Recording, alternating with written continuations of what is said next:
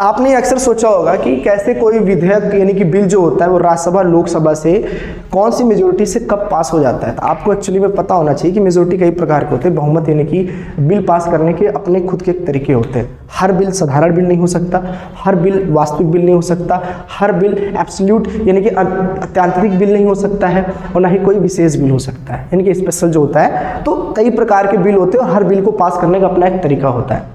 तो कौन से बिल कहाँ पे कब जरूरत पड़ती है, कब साधारण बहुमत की जरूरत पड़ती है, कब हमें विशेष प्रक्रिया अपनानी पड़ती है, कब हमें एब्सोल्यूट मेजोरिटी की जरूरत पड़ती है, स्पेशल मेजोरिटी की जरूरत पड़ती है, ये सारे मेजोरिटी ना इन सबकी जरूरत पड़ती है, लेकिन सबके अपने एक कॉन्स्टिट्यूशनल लॉ के हिसाब से सबकी अपनी जरूरतें अलग है। कब कहाँ पे कौन सी मेजोरिटी की जरूरत है मैं आपको बताता हूँ, ठीक है। तो पहले हम ये जानेंगे कि मेजोरिटी होती कितने तरीके से है, फिर उस मेजोरिटी में खेल कैसे खेला जा सकता है, कहाँ पे कौन से बिल की जरूरत थी, कहाँ पे कौन से मेजोरिटी की जरूरत थी, वहां पे हमने कौन सा मेजोरिटी लगा के कॉन्स्टिट्यूशनल लॉ को फुलफिल किया भी है और संविधान के हिसाब से भी चले हैं, और उस बिल का एक प्रॉपर अच्छे तरीके से मेजोरिटी से पास भी किया है। तो बिल को पास करना आसान नहीं होता है, उसमें हमें मेजोरिटी यानी कि बहुमत चाहिए होती है। वो बहुमत कितने प्रकार से होती है मैं आपको ये बताता हूँ, ठीक है। तो ये हमारा लोकसभा राज्यसभा आप देख रहे हैं। तो बिल पास करने के लिए वोटिंग होती है और वोटिंग को ही मेजोरिटी कही जाती है। और कितने प्रकार से मेजोरिटी होती है हम उस चीज को जानेंगे।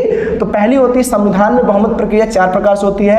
पहला तो होता है हमारा साधारण बहुमत, जिसको नॉर्मल मेजोरिटी के नाम से जानते हैं। फिर होता है वास्तविक बहुमत, जिसको हम एक्चुअल मेजोरिटी के नाम से जानते हैं। फिर होता है अत्यांतरिक बहुमत, जिसको हम एब्सोल्यूट मेजोरिटी के नाम से जानते हैं। फिर होता है विशेष बहुमत, जिसको हम स्पेशल मेजोरिटी के नाम से जानते हैं। ये 4 प्रकार की जो मेजोरिटी है इसको पहचानने के तरीके क्या है, इनको किया किस प्रकार से जा सकता है, इस चीज को हम समझेंगे, ठीक है। चलो, तो सबसे पहले हम ये जानने की कोशिश करेंगे कि एक्चुअली में साधारण बहुमत क्या है। भैया साधारण बहुमत दोनों में हो सकता है, चाहे वो लोकसभा हो चाहे वो राज्यसभा हो, दोनों में साधारण बहुमत की प्रक्रिया अपनाई जाएगी। तो किस प्रकार से अपनाई जाएगी, तो सिंपल सी बात मैं आपको समझाता हूं। साधारण बहुमत का मतलब ये होता है कि उस सभा में जितने भी लोग बैठे हैं, सभा में जितने भी व्यक्ति बैठे हैं, उनका मुझे कुछ नहीं चाहिए, उनके आधा से एक ज्यादा सदस्य चाहिए बस। एक ज्यादा सदस्य का मतलब क्या होता है मैं आपको सिंपल लैंग्वेज में बताता हूं। देखो, आधा, अगर सभा में बैठे व्यक्ति 2 तरीके से हो सकते हैं, तो सम हो सकते हैं या तो विषम हो सकते हैं। और सभा में बैठे ही व्यक्तियों की बात कर रहा हूं, खाली पदों की बात नहीं कर रहा हूं। यहाँ पे जितने लोग बैठे हैं उनकी बात मैं कर रहा हूं, ठीक है। तो जितने भी सभा में है तो आधे से एक ज्यादा सदस्य होना चाहिए। मतलब क्या है, सोचो अगर उस सभा में मात्र अगर सोचो 100 लोग बैठे हैं, तो भैया अगर आप चाहते हो कि वो बिल पास हो जाए, वो बिल क्या हो जाए, पास हो जाए, तो जाहिर सी बात है एक व्यक्ति को 49 मिलना चाहिए और एक को 51 वोट मिलना चाहिए, क्योंकि 50-50 मिल गया तो क्लैश हो गया, वो बिल पास नहीं हुआ। वो हालांकि बाद में राष्ट्रपति और जो राज्यसभा के हमारे सभापति होते हैं, जिसको वाइस प्रेसिडेंट का पद माना जाता है, वाइस प्रेसिडेंट को ही सभापति बनाया जाता है राज्यसभा का, ठीक है। तो वो बाद में अपना वॉलंटरी अपना वोट दे सकते हैं स्वेच्छानुसार। लेकिन पहले जो है ना, बिल जो होना चाहिए 51 और 49 का होना चाहिए, इवन वाले पैटर्न में, सम में। लेकिन अगर विषम में हो गया, मतलब मान के चलो कि पूरे सभा में बैठे 101 लोग हैं, तो कहीं ना कहीं एक को 51 वोटों की जरूरत है और एक को 50 वोटों की जरूरत है। तो मैंने यही बोला कि आधे से एक ज्यादा हो, आधे से क्या हो, एक वोट केवल अगर ज्यादा हो, तो वो लोकसभा और राज्यसभा दोनों से वो बिल क्या हो सकता है, पास हो सकता है। साधारण बहुमत बहुत आसान है कि जितने भी लोग हैं उसके आधे से एक ज्यादा हो जाए। बात समझ में आ रहा है। मतलब अगर 101 लोग बैठे हैं, 51 एक तरफ हो जाए, 50 एक तरफ हो जाए, तो 51 वाले जो चाहेंगे उस तरीके से बिल पास हो जाएगा। वो नहीं चाहेंगे तो नहीं पास होगा, और चाहेंगे तो बिल पास हो जाएगा। सिंपल समझ में आ गया होगा। साधारण बहुमत क्या होता है कि 51 मतलब आधे से एक सदस्य ज्यादा हो केवल, उसको हम लोग साधारण बहुमत बोलते हैं। लेकिन साधारण बहुमत की एक बात खास ये है यहाँ पे समझने का कि उस सदस्य में, मतलब उस सभा में जितने भी लोग होंगे उसका 1/10 पार्ट यानी कि हिस्सा जो है वो प्रेजेंट होना चाहिए, मतलब उपस्थित होना चाहिए। अब एक सिंपल लैंग्वेज समझाता हूं आपको इस चीज को। देखो, मान लो कि उस सभा में 100 लोग हैं। कितने लोग हैं? 100 लोग। लेकिन मात्र उस दिन जो आए हैं वो आए कितने हैं? 5 लोग हैं, केवल 5 लोग।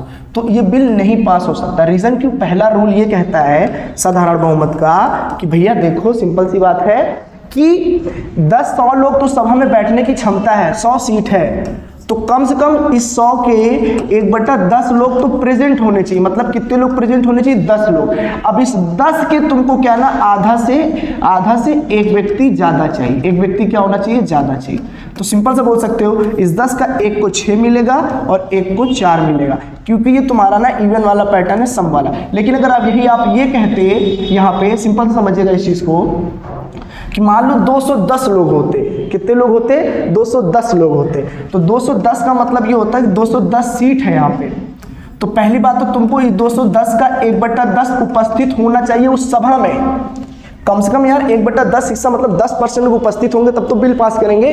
कि बस आप अकेले चले और बिल पास, ऐसे थोड़ी ना होता है। तो इसका मतलब ये हो गया 21 लोग आ गए यहाँ पे। अब 21 में से एक को 11 बहुमत चाहिए और एक तरफ अगर 10 हो जाते हैं तो ये वाला क्या हो जाएगा? मेजोरिटी विन हो जाएगा। क्या हो जाएगा? ये मेजोरिटी विन हो जाएगा। तो समझ में आ गया कि इवन वाले में एक ज्यादा हो तो चलेगा, और सॉरी ऑड वाले में, विषम वाले में, लेकिन इवन वाले प्रक्रिया में भाई 2 तो कंपलसरी हो जाएंगे, क्योंकि देखो यहाँ पे अंतर 2 का रहा है। लेकिन फिर भी मैं समझाना चाहूंगा आधा से एक आदमी ज्यादा हो केवल बस। लेकिन साधारण बहुमत का नियम है कुल सभा का कम से कम 10% लोग उपस्थित होने चाहिए, है ना। 100 लोग की सभा है, मतलब 10 लोग तो होने चाहिए। तो आप इलेक्शन करा लो, वोटिंग करा लो, चलेगा। लेकिन अब सोचो 1-2 आगे उसमें करा लो तो कहीं ना कहीं गलत है चीज। ठीक है, चलो फिर देखते हैं इस वाले में। ये भी क्या है ना, लोकसभा प्लस राज्यसभा दोनों से पास किया जाता है वास्तविक बहुमत। वास्तविक बहुमत मतलब क्या होता है? मान लो कि यहाँ पे 500 लोगों की सीट है। कितने लोगों की सीट है? 500 लोगों की। लेकिन इसमें से ना 100 सीट प्रेजेंट टाइम में खाली है, मतलब इसकी नियुक्ति नहीं की गई है, तो ये खाली है। तो कहा जाता है कि अब जो मेजोरिटी होगी, जो बहुमत लिया जाएगा, वो खाली पद को छोड़कर, खाली पद को क्या छोड़कर, तो आप बोलोगे कितने लोग बनेंगे? 40 लोग। अब ये दोनों में कंडीशन होता है, चाहे वो राज्यसभा हो चाहे वो लोकसभा हो, दोनों में ये नियम देखे जाएंगे। ठीक है, फिर बोला गया ये कि 500 में 100 लोग तो नहीं आए, तो फिर आए कितने लोग? तो आप बोलेंगे 400। फिर 400 लोगों में मुझे क्या चाहिए ना, वही प्रक्रिया सेम कि आधा से एक व्यक्ति ज्यादा, एक व्यक्ति ज्यादा। क्या ये बात समझ में आ गई? तो ये चीज समझ में आ गया होगा आपको। ठीक है, तो पहली बात तो आप समझ गए होंगे कि वास्तविक बहुमत और साधारण बहुमत में अंतर आपको चीज समझ में आ गया। लेकिन आपको चीज समझना क्या, आप समझिएगा इस चीज में। देखो जैसे पिछले वाले में आपने समझा यहाँ पे कि जैसे ये पूरा षड्यंत्र किसका था, तो आप बोलोगे पूरा साधारण बहुमत का था। साधारण बहुमत का प्रयोग कहाँ होता है? तो मैं आपको बता देता हूँ। आर्टिकल 2 में ये लिखा है कि अगर नए राज्यों का गठन हो रहा है, क्या हो रहा है? नए राज्यों का गठन हो रहा है। नए राज्यों का अगर गठन हो रहा है तो वहां पे हमें इस बिल की जरूरत पड़ती है, ये साधारण बहुमत की जरूरत पड़ती है। या आर्टिकल 3 में अगर मैं बात ये कहूं, पुनर्गठन का मतलब क्या होता है? पुनर्गठन का मतलब क्या होता है कि जो राज्य है उनमें नाम में बदलाव चाहते हैं आप, उनमें राज्य में कोई भी बदलाव अगर आप चाहते हैं तो, या फिर कोई राज्य पहले से ही अलग होना चाह रहा है, जैसे मान लो कि उत्तर प्रदेश उत्तराखंड पहले एक ही अंदर आते थे, अब उनको अलग किया गया है, तो आर्टिकल 3 के तहत आप उनको अलग कर सकते हो। तो इन दोनों प्रक्रिया में हमको साधारण बहुमत की जरूरत पड़ती है। किसकी? साधारण बहुमत की जरूरत पड़ती है। अब साधारण बहुमत लिया तो गया है, लेकिन ये बात ना आर्टिकल 2 आर्टिकल 3 में नहीं लिखा है। इन दोनों की जो बात की गई है वो बात की गई है आर्टिकल 4 में। और आर्टिकल 4 में सीधा लिखा है कि 2 और 3 की जो प्रक्रिया अपनाई जाएगी वो आर्टिकल 4 के तहत अपनाई जाएगी और साधारण बहुमत से उसको पास किया जाएगा। इतना सिंपल सी बात ही बोली गई है। फिर आप बोलोगे साधारण बहुमत तो समझ में आ गया। ये वास्तविक बहुमत में क्या नियम था? तो वास्तविक बहुमत में भैया जो उपराष्ट्रपति होता है, यानी कि जो वाइस प्रेसिडेंट होता है, वाइस प्रेसिडेंट के पद को अगर हटाने की बात की जाए, या जो वाइस प्रेसिडेंट अभी जो राज्यसभा का क्या है, राज्यसभा का जो कि सभापति है, और आप चाहते हैं कि उसे हटा दिया जाए, तो अगर उसको आप सभापति के पद से हटाना चाहते हैं तो राज्यसभा में आपको वास्तविक बहुमत से उसको पास करना होगा। क्या करना होगा? पास करना होगा, जिसको हम एक्चुअल मेजोरिटी के नाम से जानते हैं। तो समझ में आ गया कि साधारण बहुमत में वो बात थी, और वास्तविक बहुमत में अगर राज्यसभा के सभापति को हटाना चाहते तो सभापति कुछ नहीं होता, प्रेसिडेंट जब तक अपने पद पर नियुक्त है तो वाइस प्रेसिडेंट का कोई कार्य नहीं है, तो तब तक के लिए वाइस प्रेसिडेंट को उसके पद से हटाकर वहां पे कहां डाल दिया जाता है? तो उसे राज्यसभा का सभापति बना दिया जाता है। और राष्ट्रपति के कुछ भी हो जाने के उपरांत वाइस प्रेसिडेंट को जो सभापति है उसको तुरंत प्रेसिडेंट के पद पर बैठा दिया जाएगा। और जो अपने चेयरमैन, इनको इंग्लिश में चेयरमैन बोला जाता है, चेयरमैन, तो एक डिप्टी चेयरमैन भी होते हैं, है ना। तो इनके जाने के बाद जो हमारे उपसभापति होंगे वो सभापति का पद ले लेंगे। प्रक्रिया होता है भाई, संविधान में कोई भी चीज इधर उधर से नहीं है, सब कुछ एक प्रोसीजर में लगा है। तो आप समझ गए होंगे, सभापति को हटाना चाहते हो तो आपको ये प्रक्रिया अपनानी पड़ेगी। क्या बात आपको समझ में आ गई? ठीक, चलो। तो बात ये अगली यहाँ पे, अत्यांतरिक बहुमत क्या होता है, हम लोग देखते हैं। तो ये अत्यांतरिक बहुमत है, और अत्यांतरिक बहुमत थोड़ा सा क्या है ना, टिपिकल, इसको पास करना इतना आसान नहीं होता, आप समझने की कोशिश करिएगा। जैसे देखिए, इसका कहने का मतलब ये है, सिंपल सा आप समझिएगा कि भैया देखो, मुझे ना आधे सदस्य से, किसी भी सभा के आधे सदस्य से क्या होना चाहिए, एक ज्यादा सदस्य मिल जाए।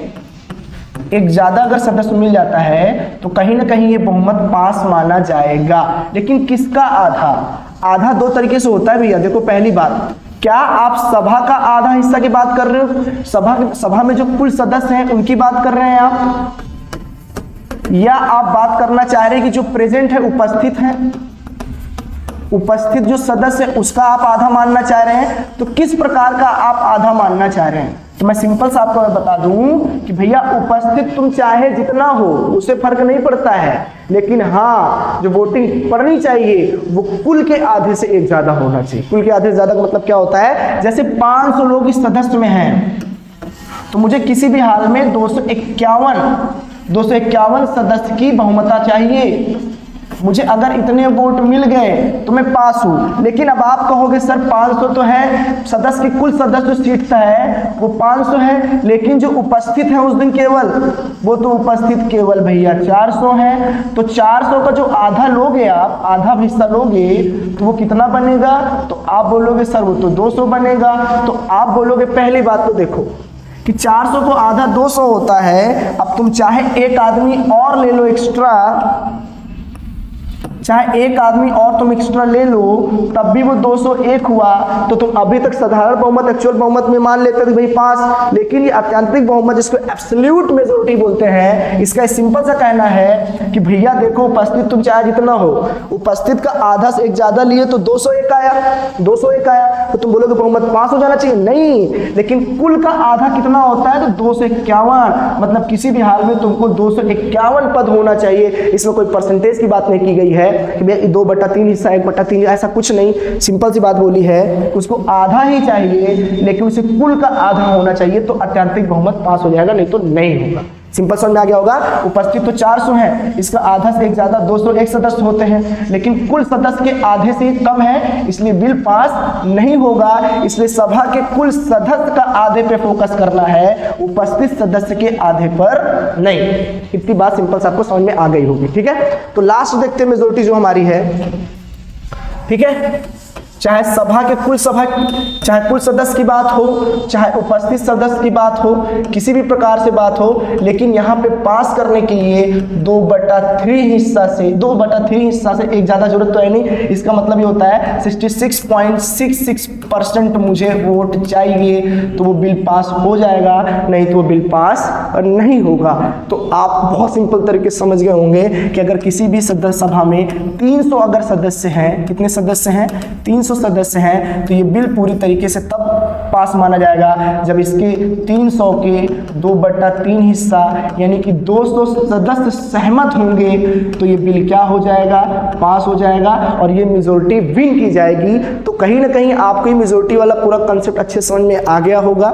मैंने अक्सर बता दिया आपको, देखो ध्यान से। यहाँ पे संविधान में 4 तरीके की मेजॉरिटी होती है। साधारण बहुमत आप समझ गए होंगे, नए राज्यों का गठन करना हो तो साधारण बहुमत की जरूरत पड़ती है। पुराने राज्यों में पुनर्गठन करना हो तो हमें साधारण बहुमत की जरूरत पड़ती है। लेकिन साधारण बहुमत की बात ना तो आर्टिकल 2 में लिखी है, ना आर्टिकल 3 में लिखी है। ये बात सीधा सीधा आर्टिकल 4 में लिखित रूप से लिखा है कि 2 और 3 में किसी भी तरीके से संविधान में परिवर्तन करना चाह रहे हो, या आप सिंपल बोलोगे राज्यों का गठन या पुनर्गठन करना चाह रहे हो आर्टिकल 2 और 3 के तहत, तो आर्टिकल 4 में लिखा है कि आपको साधारण बहुमत का प्रयोग करना होगा, चाहे वो राज्यसभा से कर लो चाहे लोकसभा। एक्चुअली बिल पास करने के लिए हमें संसद की जरूरत पड़ती है, और संसद में दोनों आते हैं, लोकसभा राज्यसभा, और प्रेसिडेंट भी आते हैं, ठीक है। तो आप समझ गए होंगे। उसके बाद फिर आप समझे होंगे यहाँ पे कि वास्तविक बहुमत क्या होता है, तो खाली पद को छोड़कर, खाली पद का मतलब मान लो 500 लोग हैं, 100 लोग की पद अभी खाली, उपस्थित अनुपस्थित की बात नहीं कर रहा हूं, वो पद अभी खाली पूरी तरीके से भरे नहीं। आपको पता होगा कि राष्ट्रपति को अधिकार होता है कि लोकसभा में राज्यसभा के अपने द्वारा नियुक्त किए व्यक्ति को बैठा सकता है। मान लो भी नहीं बैठाया होगा तो खाली पद होगा, तो उस पद को छोड़कर आधे से एक व्यक्ति ज्यादा होगा तो बिल पास हो जाएगा।